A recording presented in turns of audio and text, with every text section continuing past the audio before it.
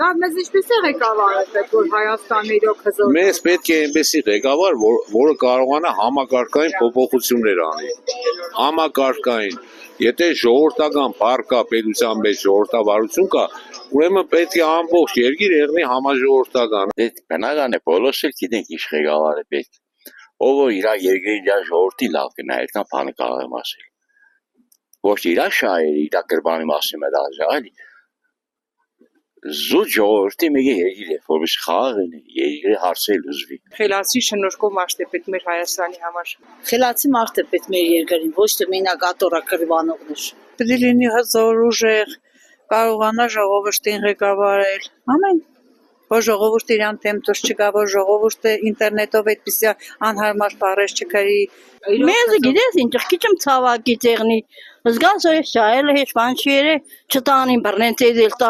լղջելտան երեխեքն էլ բաներնի Մեզ պետք է ուժեղ ղեկավար, որ ազգին հասկնա, այս ուլիցեն էլած։ Հասկացար։ Նորմալ մարդ։ Իր բոլոր հատկություններով։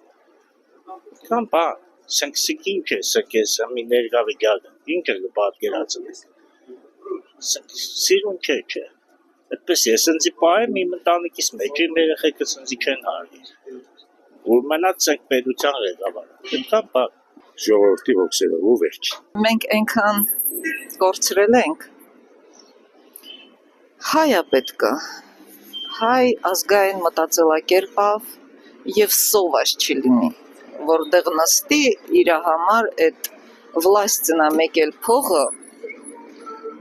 աչքերը չի փակի։ Տենց հայա պետք։